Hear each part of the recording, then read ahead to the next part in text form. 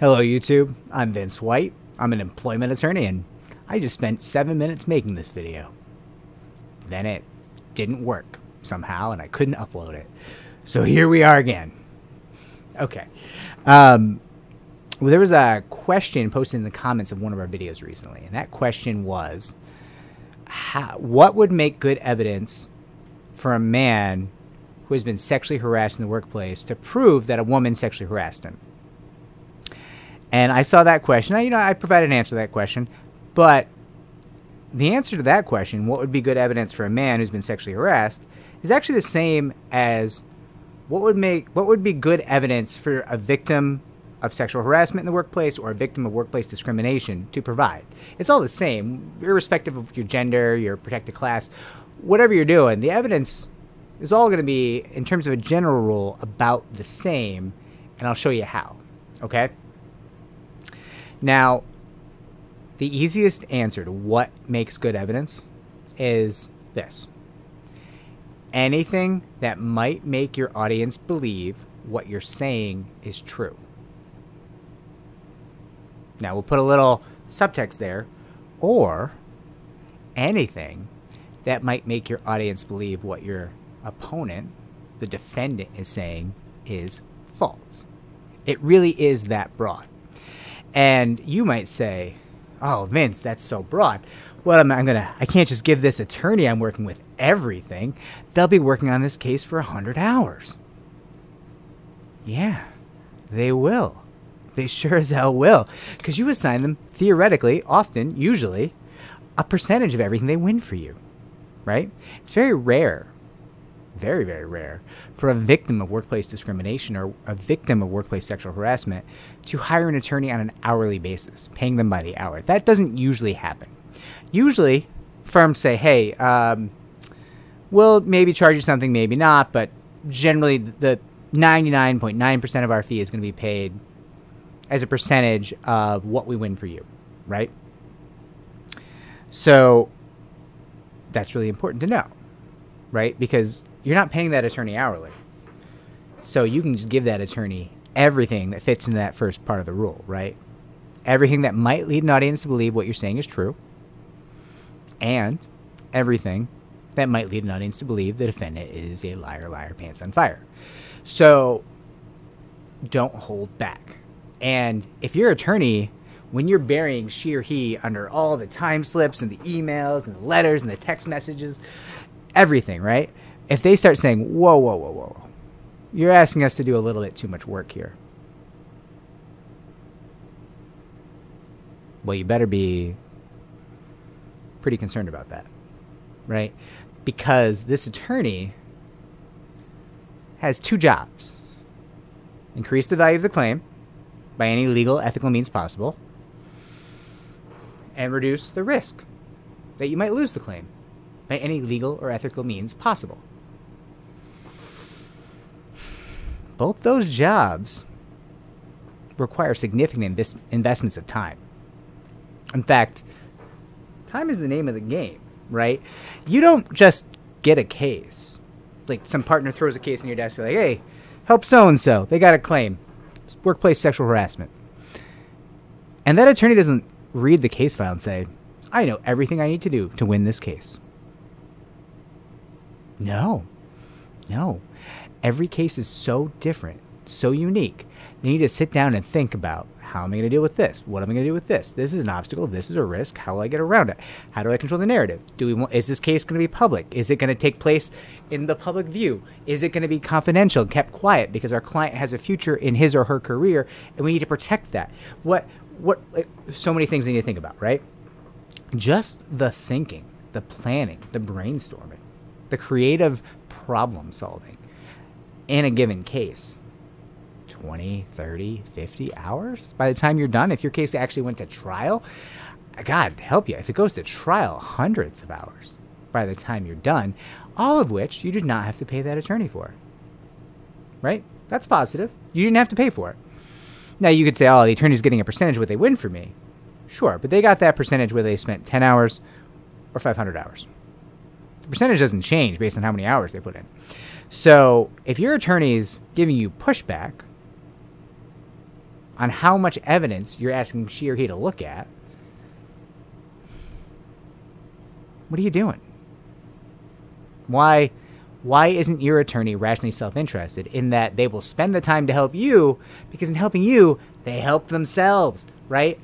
I mean, they're the ones out here trying to monetize hate for you, right? They're trying to turn bad stuff that happened in the workplace into cash for you. And in doing so, they make cash for them, right? So why won't they spend the time? Is it potentially because they think they can settle the case really quickly? Maybe in 2 hours, you know? They think they can get you, I don't know, let's hypothetically say, I see a lot of these cases, not in our firm, we don't do this, but I see a lot of employment attorneys will take a case, take a case on a 40% contingency, right? I've seen this. And they settle the case in 2 hours for 20 grand. Even though they know the case might have been worth 100 grand. Who knows? And that attorney's thrilled. And you might say, why is that attorney thrilled? He threw away a bunch of money, right? Like, he could have won more money. He could have taken home more money. Yeah, but if that attorney spent 2 hours and settled the case for 20 grand and they have 40% of the case, well, they just made 8 grand, which means they just made 4 grand an hour. They are happy. Now, they shouldn't be, because they hurt someone and they didn't max the value of the claim, right? They hurt their client and they didn't get as much as they could get. But if you're lazy and you're garbage, just a garbage human running around hurting people, well, that's a pretty easy way to make money, right? Even junk cases can be worth 20 grand in this field, right? I've represented people, and they frankly, their depositions made them look like maybe the things they're saying are not entirely true, right? And the other side will come and say, your guy's a liar. I say, of course, I don't believe that. In the back of my head, I said, I have concerns. I'm going to have some serious conversations with my client. The other side will say, listen, your client knows that deposition didn't go well. I will give your client 20 grand to go the F away right now. Your client knows. Your client knows. He or she, no one believes this person anymore, right? Often the client will say, sure, yeah, no, I did some bad things in that deposition and this case is going nowhere. I'm not going to admit I lied, but, you know, didn't look good. And they'll take it often, right? But that's such a wild thing, right? Even a garbage case, even a case that, no one really believes in anymore, can go for 20 grand.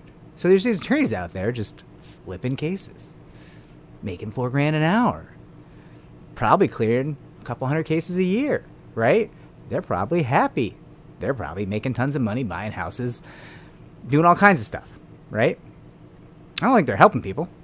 I mean, obviously, listen, first off, nobody wants to make money for a liar. I'm not saying they're helping liars, because, you know, the point of this industry is try to help people, try to make the world a better place, try to build equality, build diversity, build this freedom, you know, for women to be in the workplace and not sexually harassed.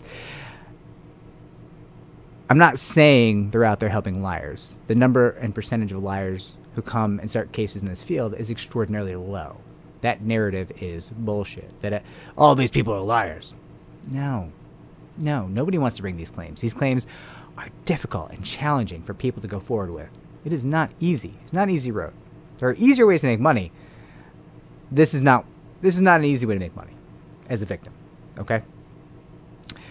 All right. Anyways, we've been on a rant here. I'm just saying your attorney should want to do the work. Reduce risk, add value. That's the name of the game. You give them the evidence, give them everything, let them do that. Now, the last note I want to put here.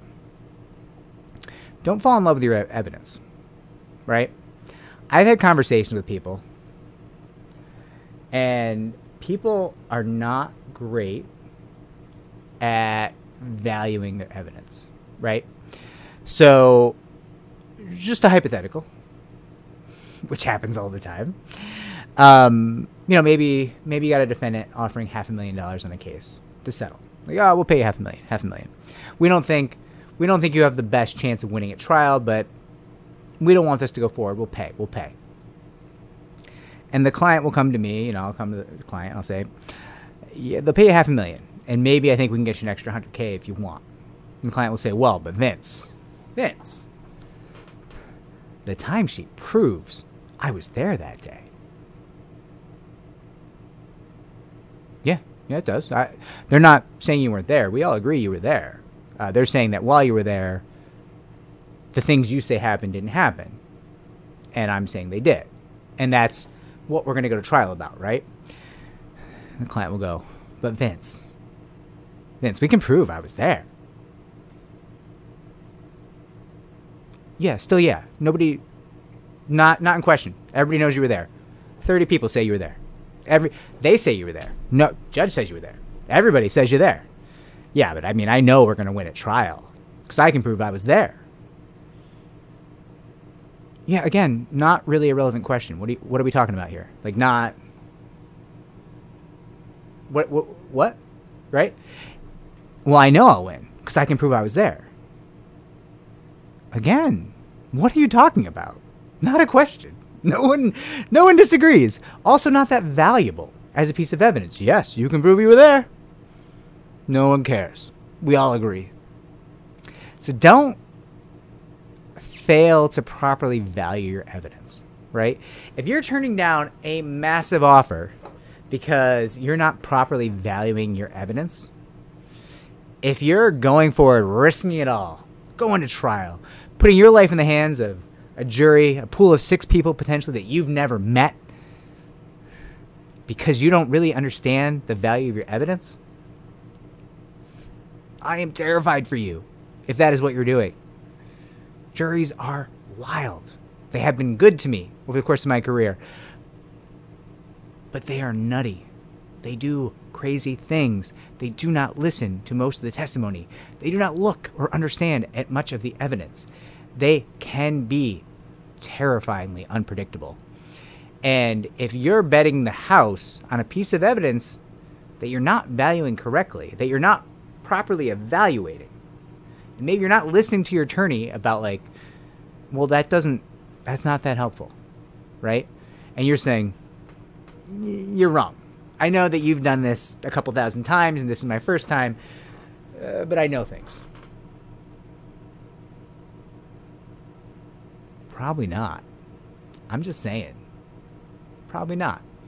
So that's the last rule of evidence. You need to properly value your evidence. And if for some reason you've reached a point with your attorney where you don't trust her or his opinion, that's fine. Get a second opinion. Go out. Pay another attorney to read the case file. Right? I'm not telling you. There's a lot of bad attorneys in the world. I'm not telling you whatever your attorney says has to be the gospel truth. You don't have to take it. You don't have to buy it. You can disagree. You're an intelligent human being. But there's also got to be a point where you say, this is not my field of expertise. Theoretically, it's not. Very few employment attorneys have, workplace cases. Because generally they work in an industry where people know better. They know they'll get sued, so it doesn't happen that often, right? It happens. I've seen it. But not as often as most other industries, right? So I'm assuming then, if you're a plaintiff in this field, there's a really good chance you're not an experienced employment attorney. And in assuming that, I'm also assuming you're not the best at evaluating what might or might not be all that useful at trial, not because you're a fool, just because you haven't done it 1,000 times. Experience matters. So if you're having trouble understanding what your attorney's saying, you just don't agree, but you don't really grasp it, hire another attorney. You can even, I've had this conversation with people. I've said, listen, call up your attorney and tell them that you're going to hire a third-party attorney to evaluate the case. And have them jot down a memo explaining why they're saying your case is not as strong as you think it is. And let this third-party attorney, with access to the case file, access to the discovery, access to the docket, and access to your attorney's memo, and access to you to have a conversation, let them look at everything and come back and say, yeah, I think you, the plaintiff, is correct. The attorney's full of it, trying to settle your case for too little. Or They can come back to you and say, listen, I read everything and I share your attorney's concerns. I do. This is concerning. This evidence is not as strong as you represented to me. It's not as strong as you think it is, right? So that is the last rule of evidence. You need to properly value your evidence. It must be evaluated accurately. Otherwise, your decisions to settle or not to settle and how much to settle for will be poorly informed. And if you're making poorly informed settlement decisions, you're just gambling. And gambling is a stupid thing to do. There's a reason casinos exist. It's because stupid people give them their money, right? Don't be stupid. Stay safe out there, everybody. I will be tracking the comments. You can tell me that I'm stupid. I will have a conversation with you. I may even agree with you. Like and comment. It helps me to help more people just like you.